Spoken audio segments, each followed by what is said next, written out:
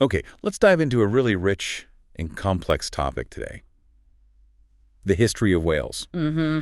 We've been digging through a stack of your sources, excerpts from A Brief History of Wales and some related papers, and our mission in this deep dive is to pull out the most important nuggets of knowledge and insight. Yeah, sort of give you the shortcut. Exactly. Think of this as your shortcut to getting well-informed about Wales's past, its identity, and how it got to where it is today. We're going all the way back from prehistory right up to the present. And what's fascinating about the source material from the start, I think, is how it reveals this unique blend of deep historical persistence, a sense of continuity stretching back millennia, Right. alongside constant adaptation and change driven by, well, internal dynamics, but also significant external forces. All right, let's unpack this. Ah. The sources start way, way back, before written records. They tell us humans were present in what's now Wales as far back as the Paleolithic era, many tens of thousands of years ago. That's right. And the material points out we have tangible evidence of that ancient presence. The oldest piece of art ever found in Wales, according to the sources, is from this incredibly early period. Wow. And then farming arrives, Yeah. a huge transformation that reshaped society and led to the creation of elaborate Neolithic monuments. Yeah. The sources highlight that some of these incredible structures are still standing today. And what's striking in the sources is the sheer scale and age of these structures. They describe megalithic structures like Bryn Celyn Ddu on Anglesey, a chambered tomb dating from 4600, 3500 BC. Incredible dates. Maisie Pandy is noted as a remarkably well-preserved example. Even the site, sometimes called the Tomb of Merlin at Caerleon, is given a date in the 5th millennium BC. So these weren't simple piles of stones. No. The accounts show they were sophisticated burials and monuments. They must have required significant social organization to build. So it sounds like this early period really started to lay the groundwork for distinct identities, maybe linked to geography or specific communities. Exactly. The sources point to the arrival of Celtic tribes around 600 BC as a particularly significant development. Okay. This contributed to the formation of Brythonic Celtic, a peculiar branch of the language that would eventually become Welsh. These groups also built impressive fortified settlements, the hill forts, known in the material as Cerrow or Gorsada. All right, the hill forts. And by the 1st century AD, according to the sources, distinct regions were starting to form more clearly. Gwynedd in the north, Powys in the center, and Dyfed in the south. So a sense of place and identity was really starting to crystallize long before major external forces like the Romans arrived. What stands out to you about this prehistoric foundation laid out in the sources? For me, it's those deep roots of Welsh identity. The sources demonstrate that the cultural and geographical distinctions that would continue to define Wales for millennia were already emerging in these very early periods, shaping the land and its people long before external conquest became such a dominant theme. Okay, here's where it gets really interesting. Rome arrives in Britain in AD 43. Your sources offer a few different perspectives on how Wales fared initially compared to other parts of Britain. One suggests Wales was somewhat lucky Right. in avoiding the early, bloodier Romanization. What's the explanation for that in the material? Well, the sources suggest a period of relative prosperity and safety for some areas initially. They mention that resistance was almost non-existent, maybe because the Celts saw the futility of fighting, or perhaps lacked a strong unifying force compared to groups elsewhere in Britain. The accounts describe the Romans resorting to bribes rather than outright warfare early on, although battles were certainly fought later, specifically noted between 48 and 51 AD. But then another account in the sources presents a very different picture, saying the conquest itself was brutal and that 95% of the population was wiped out. That seems like quite a contradiction in the material. It is a striking difference in the accounts presented. One source details immense brutality and then subsequent guerrilla warfare by survivors fleeing to, the mountains and forests. Tough terrain. Exactly. The other focuses on the relatively easier initial encounters compared to the fierce resistance Rome faced elsewhere.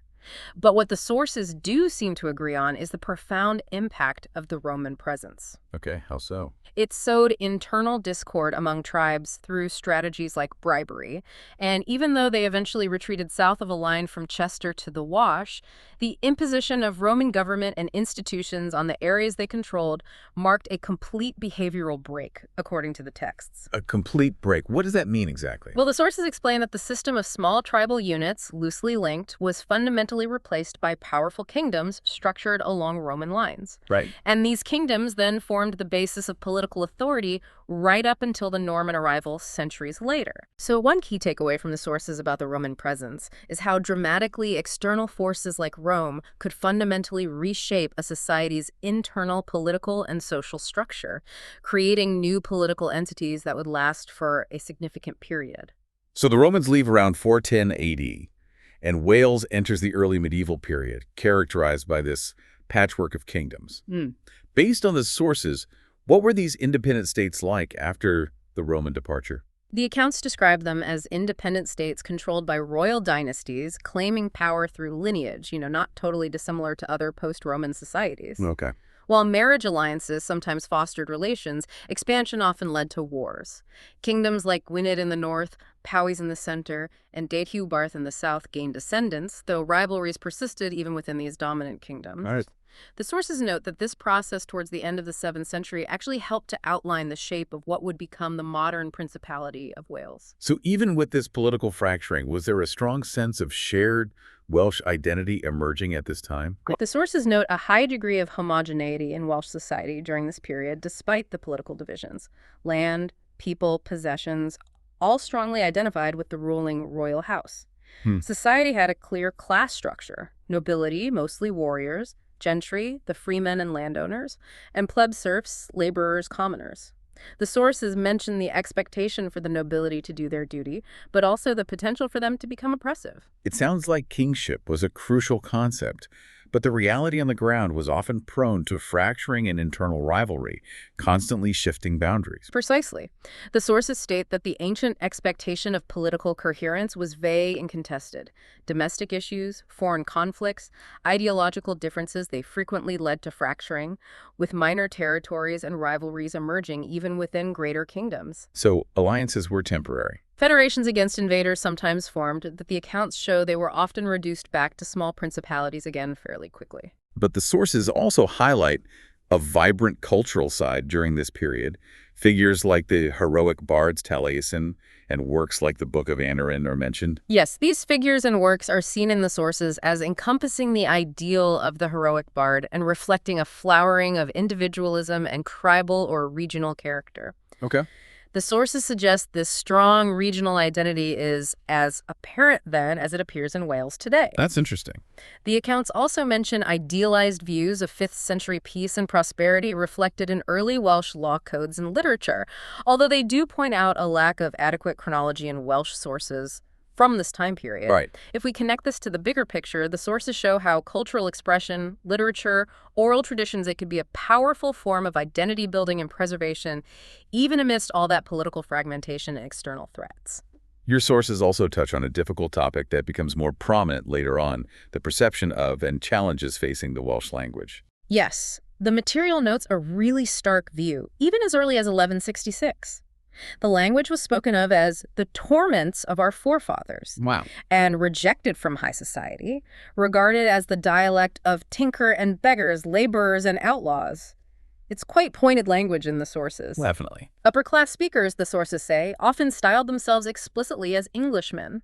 That sounds like it created a deep cultural and personal divide within Wales itself, not just between Wales and England. It certainly did. The sources highlight this as a personal as well as national schism.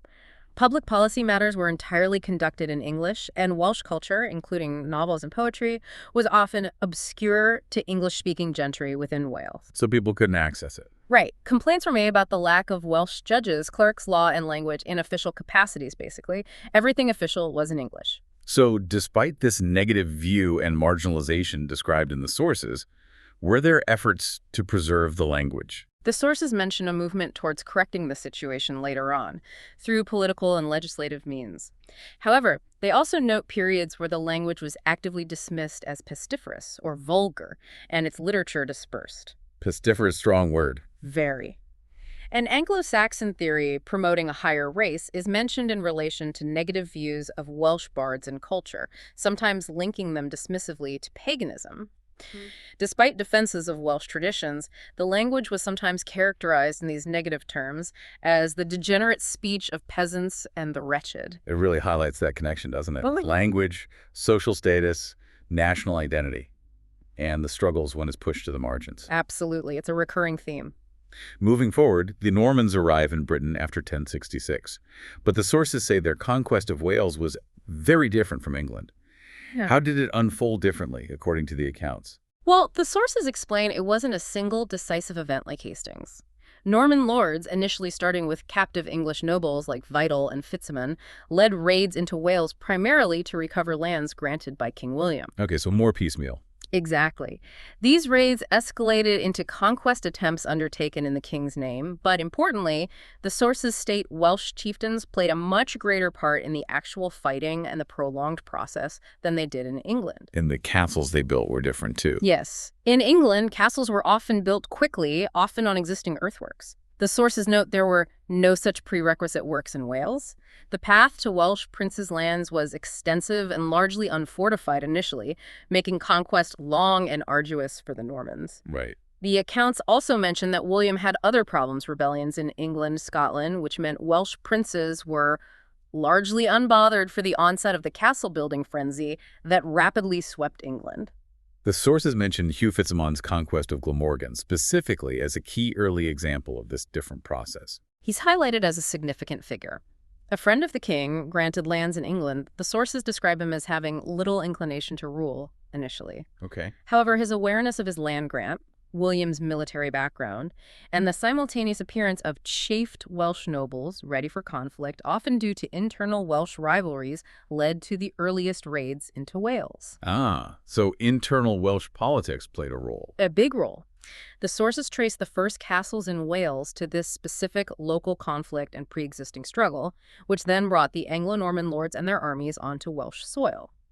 So one key insight here is how individual actions and local Welsh dynamics really shaped the broader, fragmented Norman conquest process in Wales. The sources discuss Welsh nationalism emerging much later, specifically noting the late 19th century, but they also point to earlier national sentiments. Yes, figures like the poet and historian Lyd are mentioned as examples of this earlier awareness of a distinct Welsh identity. But the significant early symbol of Welsh nationality highlighted in the sources is undoubtedly Owain Glyndŵr, around 1359 to 1415. Tell us about him. The sources say he was from a princely house, but also well integrated into the English-speaking world. That seems like a complex background for someone who led a major revolt. It does, and that complexity makes his story particularly fascinating, according to the sources. They state that a petty injustice by an English lord against his Welsh tenant was the spark that ignited his uprising against English rule. A small spark for a big fire. Exactly. Initially, the accounts suggest he saw it as crusading to reclaim old Welsh prerogatives that had been seized by Henry IV, the English king. Henry IV, the sources say, had limited means to quell the rebellion and resorted first to bribery, then later to harsher deterrence as the revolt grew. And the sources say the revolt spread rapidly. Yes, one source, section 6.2, says the Glyndŵr revolt began as a national movement for Welsh independence. Now, interestingly, it mentions an Owain ap Gryndŵr of Machynlleth being named Prince of Wales way back in 1294, triggered by a dispute over a serf. Okay, so there's a date difference there between sources. There is. One points to 1294 with Owain ap Gryndŵr and a serf dispute. Another points to Glyndŵr starting around 1400 over that tenant injustice. We just have to note that the sources offer slightly different timelines or triggers for these major uprisings. Right, presenting the sources as they are. Regardless of the exact trigger date, section 6.2 vividly describes the spread of Glyndŵr's revolt like fire and details the brutality on both sides, noting the English king's surprise and the hardships his army faced trying to suppress it. Other sources from section 6.1 state that by 1400, nearly the whole of Wales was won by Glyndŵr, and alliance attempts were even made with France and Scotland. Was Glyndŵr's claim to be Prince of Wales or to rule a Welsh kingdom seen as legally legitimate at the time? Well, the sources state Glyndŵr's claim to a Welsh kingdom was considered legally faux by the English. Right. They note that at this time, Welsh, English, Scots, Irish, They largely lived in their own distinct social and political worlds. Allegiance was often primarily to the monarch as King of England, not necessarily encompassing the other nations equally or valuing their claims in the same way.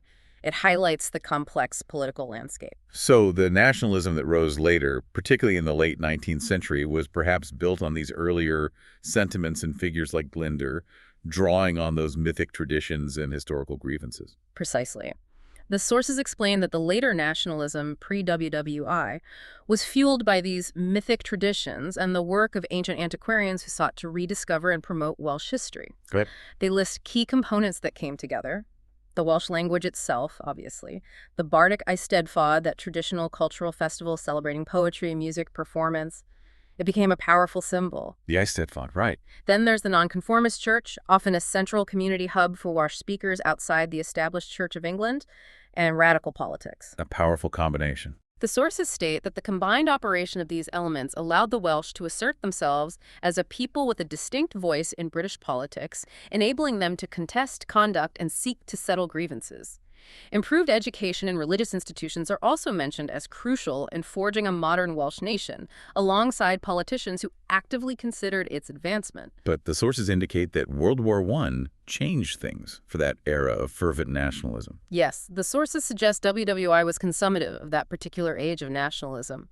While a conception of Welsh distinctiveness and identity within Britain still existed and thrived after the war, that prior age of fervent, politically assertive nationalism, driven by those specific components, came to a close. Then we get to the Tudor period, a time profoundly shaped by a Welshman, Henry VII, becoming King of England in 1485 after Bosworth. Your sources say he's one of the most important figures in Welsh history. He's certainly presented that way in the material because his victory began the Tudor dynasty. But it's complex. While he was of Welsh descent, the sources note that by 1555, Wales was effectively governed as part of England through existing laws dating back to Edward I, consolidated under Henry VIII and Elizabeth I, the Laws in Wales Acts.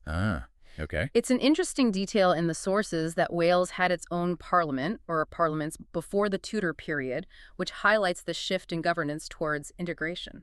But having a Welshman on the English throne must have been culturally significant, even if governance was shifting. It absolutely was. The sources say it encouraged the renaissance of Welsh culture. The Protestant ascendancy, particularly under Elizabeth I, offered new patronage for Welsh literature. And the rise of nonconformity fostered distinct forms of Welsh poetry and hymn singing. And the Bible translation. Crucial. The translation of the scriptures into Welsh was seen as essential for the success of the Reformation in Wales. William Morgan's 1588 translation is highlighted. It remains the standard version today. The sources indicate that by 1630, virtually all Wales had accepted the new faith. How did Henry VII specifically use his Welsh background or heritage to support his claim to the throne? Because his claim was a bit shaky, wasn't it? Very fragile, according to the sources. They highlight his strategic use of iconology. He explicitly adopted the standard of Cadwallader, presented in legend as the last king of the Britons. Connecting back. Exactly. A direct nod to his Welsh heritage, an attempt to legitimize his genealogy, presenting himself as fulfilling the supposed ancient dream that a descendant of the Britons would rule Britain again. It also helped distract from that fragile claim, using propaganda common during the Wars of the Roses. What about the cultural developments during and after this period? Were they all positive for Welsh identity? Not entirely, according to the sources. They describe increasing Anglicization in towns and cities, driven by economic migration and administrative changes. This led to a significant decline in Welsh speakers. The sources give numbers, don't they? They do, and they're stark. Nearly 90% Welsh-speaking in 1820 decreased to approximately 60% by 1880. This also created and reinforced those class differences noted earlier, with a wealthy English-speaking class often dominating urban centers. Was there significant concern about this language decline at the time it was happening? The sources suggest the first sparks of cultural concern were indirect, initially tied more generally to the idea of education civilizing the poor, rather than specifically preserving Welsh for its own sake. The fate of the language itself was largely left to the efforts of a few dedicated clergymen and scholars. While later linguistic work sort of held it back academically compared to other European languages, a culture-dependent revival did eventually take place. This raised interest in Wales as a distinct cultural object and prompted action to ensure the language's future, framed partly by looking back to earlier cultural revivals. The Industrial Revolution sounds like it fundamentally changed the landscape and society of Wales in a dramatic way. Oh, absolutely. The sources describe it as transforming Wales from a predominantly rural society of relative isolation and farming to one of rapid urbanization based on complex interdependencies. Crucially, the sources note that this transformation was initially almost entirely of English design and management. Right, external capital and control again. What were the key industries that sprang up according to the sources, and where were they concentrated? From the mid-18th century, industries expanded rapidly, particularly in South Wales. Slate mining in the north was huge, copper smelting near Anglesey, and later tinplate, coal, steel, and iron industries absolutely dominated the south, places like Pembroke, Glamorgan. And transport was key. Absolutely critical. The sources emphasize transport infrastructure, especially rail lines linking the rich coal and iron regions to southern ports like Cardiff, was crucial for exporting Welsh coal on a massive scale. The statistics are telling. By 1913, the sources state that 65% of Welsh coal output was exported. So it became a major export economy, heavily reliant on fossil fuels and global demand. Yes, transforming Welsh life into a modern industrial society. But as you hinted, this created significant vulnerabilities. Right. That dependence on fossil fuel demand made the economy highly vulnerable to international competition and changes, like the rise of oil. Deindustrialization, the decline of these heavy industries, began relatively shortly after WWI. Yeah. The sources note unemployment peaked in the 1930s, leading to a devastating exodus of people from South Wales. The economy, according to the accounts, struggled significantly to diversify and was controlled by a few magnates and external capital, limiting local control. What were the social changes like during this period of intense industrial transformation and subsequent decline? The sources describe WWI as a key turning point. The economic changes that followed, particularly the dislocation of the coal trade, led to a significant change of spirit in the industrial communities. A change of spirit. Yeah, the accounts mention the rise of an individualistic fighting idealism among miners' representatives tied to trade unionism and socialist politics. A sweeping away of older traditions of fealty and loyalty in favor of democratic thought and action. National power, particularly political power through voting, began to be seen as a means of safeguarding national culture and community. However, the sources also describe this period as ultimately leading to an Anglicized Wales, increasingly removed from its traditional language and literature, and they lament a loss of a prior, glorious unity of political thought. By the late 19th and early 20th centuries, building on that industrial transformation, the sources paint a picture of ever-increasing Anglicization and its impact, particularly on the language and rural culture. Yes, they describe an ever-increasing onslaught of Anglicization, fueled by a steady influx of English speakers into industrial areas. This further reduced the percentage of Welsh speakers and, as the sources put it, pushed out the native stock. Yeah. The accounts note that industrial towns sprang up, often overwhelming local Welsh-speaking communities, but were later deserted as pits were exhausted. This process abandoned the rural Welsh-speaking countryside even further as people moved to towns where English was the dominant language of the economy and opportunity. It sounds like a period of profound cultural loss and frustration for many Welsh people. The sources certainly convey that feeling. They describe Welsh being actively disallowed in the towns, socialization occurring via sharpening indignation and grievance against perceived injustices, and the age-old culture of the hearth. That traditional family life. Exactly, the center of Welsh rural life and language transmission ceasing to exist in many places. The accounts mention the Welsh being sometimes seen as a quaint spectacle, even described quite starkly in one source as happy and cheerful even under the lash of annihilation. Grim phrasing. How did the world wars affect this evolving Welsh identity and culture? According to the sources, WWI representation in Welsh culture shared the broader British focus on the bloody futility of the Western Front, rendered vividly in poetry and music. The material mentions different types of hymns reflecting this experience, shrieking hymns depicting the horrors of trench warfare, and softer ones portraying sacrifice as just and noble. The focus in cultural expression also shifted to the personal impact of the war on individuals and families. Yeah. The sources link nationalist sentiment during this time to a tolerance of the tragedy of the tribe and the imputation of glory upon the sacrifices made, suggesting a framing of the war experience through a lens of Welsh collective identity and sacrifice. And after WWII, How did Wales navigate the post-war upheaval and changing British society? Post-war upheaval and prosperity, according to the sources, deepened political consciousness. Aspirations widened, but frustrations related to the status of the Welsh language, national pride, and the feeling of isolation within the UK were often exacerbated. So progress and frustration side by side. Exactly. Cardiff grew significantly during this period, becoming a new large capital, and, as one source puts it, the mother of modern Wales. There was increasing debate over local governance, growing interest in recreation, and the expansion of cooperative societies as a form of community organization. The sources mention the rise of socialism and nationalism as significant political forces, with notable figures advising and overseeing developments. What's fascinating here, drawing directly from the sources, is the idea of Wales emerging from centuries of subjective introspection. That inward focus. Right, on its own culture and history, with a wide-eyed stare of curiosity towards others in the immediate post-war period, before later turning inward again to focus on its own governance and identity. It reflects a period of complex self-assessment and engagement with the wider world, followed by a renewed focus on the question of Welsh identity and autonomy within the UK context. This leads us right to the devolution movement.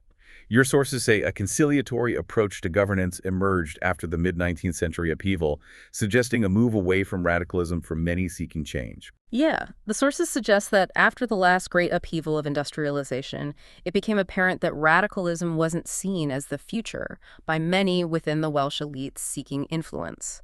They point to unprecedented construction in the late 19th century, like the railway network transforming the economy, the first national concert hall as signifying a profound change in mindset and capability. A sense of possibility. Perhaps. The Welsh elite were also becoming more represented in national governance in Lothian, fostering a belief in achieving self-governance through constitutional means rather than radical action. But radicalism wasn't gone entirely from the picture, was it? No, definitely not. The rapid change and persistent cultural challenges also revived those sentiments. The sources highlight the creation of Swansea trams seems mundane, right? But it became a catalyst for activism, specifically protesting that Welsh should be the language of instruction within the new tram system, a public utility. The period around the 1885 elections saw agitation from both nationalists demanding Welsh rights and English sympathizers resisting change. And crucially, the sources emphasized the fury and activism generated among children demanding Welsh education. That detail about the children is incredibly powerful in the material. Yeah. How did that kind of pressure feed into the official steps towards self-governance? Well, the sources describe sadistic punishment by school officials against children speaking Welsh, and things like the Cantrify Halloween boycott by parents as crucial rallying points for Welsh nationalists. They argue that the language issue, brought to the forefront by such events, endowed modern Welsh nationalism with its potency, passion, and purity. This sustained pressure led to official examination. The sources mention a committee established in 1972 specifically to examine the Welsh language and culture and propose ways to sustain identity. Their proposal was for intelligent devolution to a Welsh Assembly or council made up of local authority representatives. Okay. The sources state this aimed to increase powers over Welsh affairs, draining power from Westminster Whitehall, while importantly preserving the British character of the state. But this initial proposal described in the sources had significant limitations, right? It wasn't full self-government. No, according to the sources, very significant limitations. The proposed council would only have executive powers, meaning it could only implement policies subject to approval by the Secretary of State for Wales and the UK Parliament. No lawmaking. No transfer of legislation-making power, and no fiscal powers, making it entirely dependent on the executive in Westminster for authority and funding. The sources describe this as an unwieldy arrangement. Sounds like it. A second white paper in 1976 aimed to clarify the position and give greater powers to the Celtic periphery, both Wales and Scotland, while preserving the center of power in London. However, the sources note that attitudes differed significantly in Wales compared to Scotland regarding Englishness and nationalism, making the path to devolution less straightforward. And of course, the first devolution referendum in 1979 resulted in a decisive no vote in Wales. Right. It took longer for Wales. Yeah. Bringing us closer to the present day, the sources describe contemporary Wales with a resurgent Welsh economy, yet also mention underlying anxieties within society. Yes.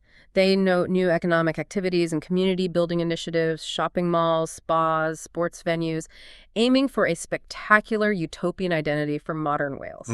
happening alongside anxieties expressed in the sources around coexistence with transnational builders and a resurgence of a propelling whiteness alongside national expression. They also mention ongoing policing anxieties and persistent class differentials. So, complex social dynamics. The sources specifically mention the dry fact reservoir disaster of 1920 as a point of tragedy referenced even in the modern context. Yes, that catastrophic event is noted in the sources as a grave tragedy, marking the purely indigenous Welsh experience, a disaster impacting a Welsh-speaking community in the context of modernity arriving through imposed English and European institutions. It serves as a kind of historical marker of vulnerability. What about the economy today, as described in the sources?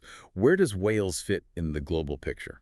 The sources describe Wales' 8,000 square miles, 3 million people, as one of the 4 UK countries, contributing notably to culture like literature, music, mentioning gospel and choral traditions specifically, and rugby, of course. Naturally. However, its recent economic prospects are likened more to a region within larger states, still grappling with the legacy of the collapse of coal and steel and adapting to global changes with a shift towards urban regional characteristics and knowledge-intensive services. And environmental challenges are also highlighted, often linked to this industrial past a unique geography. Definitely. The sources touch upon Anglicization unique volcanic status and glacial history, the global significance of the Llŷn Peninsula's environmental record, and striking evidence of profound human activity impacting the landscape. Such as? Well, everything from prehistoric industry like early metalworking to modern features like a nuclear power station built in an area of outstanding natural beauty, plus the iconic castles Beaumaris, Conwy, Carnarvon, vast quarries,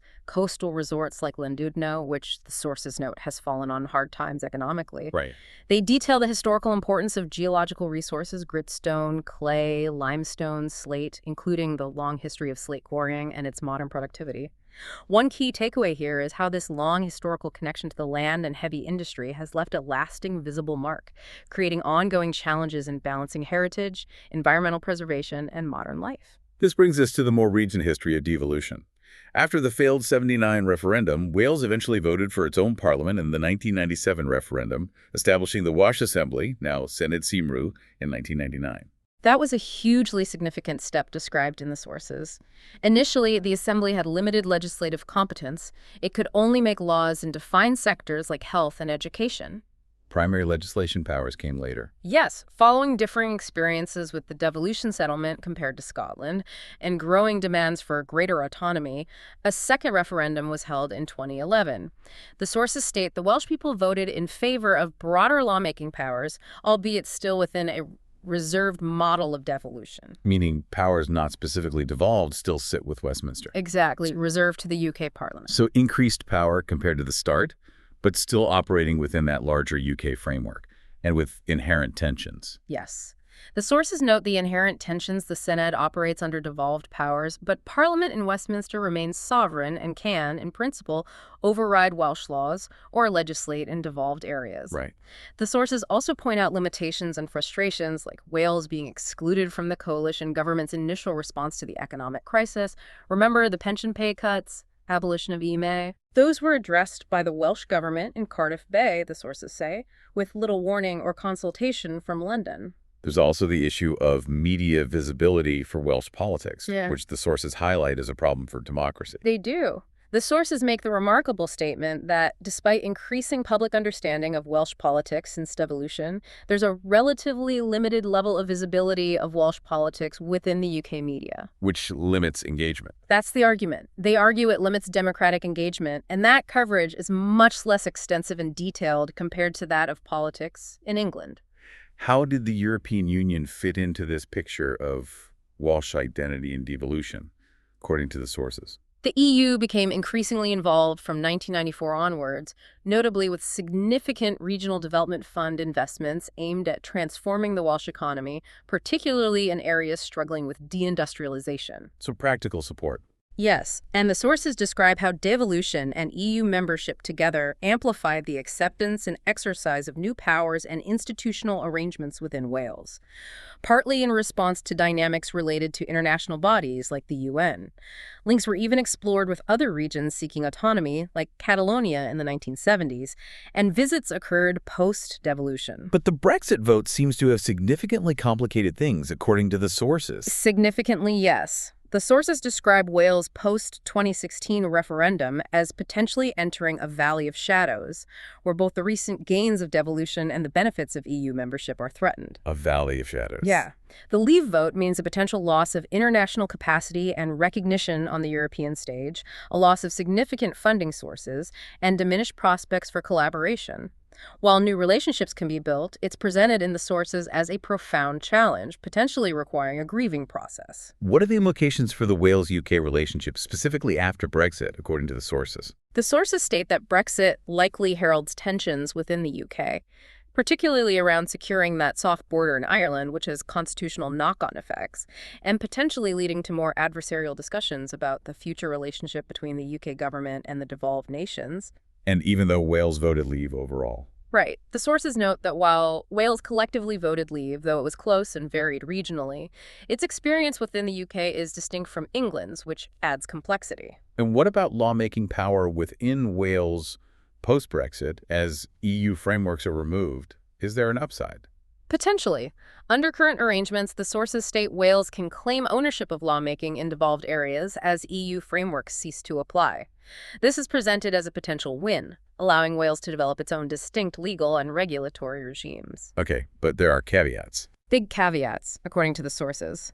This is only possible if Wales can effectively defend its policy territory from what they term the centralizing forces of Westminster. And there are serious concerns raised about whether Welsh institutions currently have the capacity to deliver the work necessary to develop an entirely new legal regime across various sectors. So, resources and political battles. Exactly. One key insight here, drawing from the sources, is that the struggle for Welsh agency and control over its own affairs continues even within the devolved settlement, especially as executive power over Welsh assets is sometimes, according to the material, exercised from London against their interests. That's a stark note highlighting the persistent tensions. Our sources wrap up this long history by describing Wales as a remarkable country with a rich and varied past, a history they characterize as oscillating between exuberant success and squalid ignorance. They certainly don't shy away from the complexities.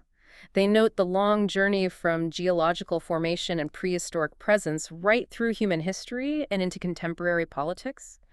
And they highlight the persistence of hope described as existing amid chaos and despair. A recurring theme. Very much so, throughout the sources we've looked at. The sources end on a really poignant, almost poetic note, asking if Wales, with its nature exposed to the world, can heal the damning wounds on the world's cruelest map. And they answer that question themselves with an obstinate yes. Obstinate. Yes. They paint a picture of the enduring elements of Welsh beauty and resilience. Daffodils, sheep, villages, gallant men and women, traditional dances, remarkable Welsh individuals, their passion dispersed globally, and a carefully preserved cultural heritage. They use evocative phrases to describe this enduring spirit, like destiny without monarchs and a fabulous land without envy, ending on this powerful note of continuity and hope despite all the struggles. So pulling all this together, what does this deep dive into the sources really mean for you, thinking about Wales today? It means understanding that the Wales you see now, with its distinct identity, its institutions, its language, its vibrant cultural expressions, isn't a simple entity. It's the product of millennia of complex interactions, periods of resistance and adaptation, resilience in the face of external forces, and an ongoing internal evolution. A story, as the sources sometimes put it, that oscillates powerfully between triumph and struggle, hope and despair. Okay, so here's a final thought for you to consider, building on that ending from the sources. Considering their portrayal of Wales balancing this complex past, shaped by external forces and internal struggles, with ongoing contemporary challenges and that vision of a resilient future, what does the persistence of a unique Welsh identity anchored in its history, language, and culture tell us about the enduring power of these elements in our increasingly globalized world? Something to ponder. Thank you for joining us on this deep dive.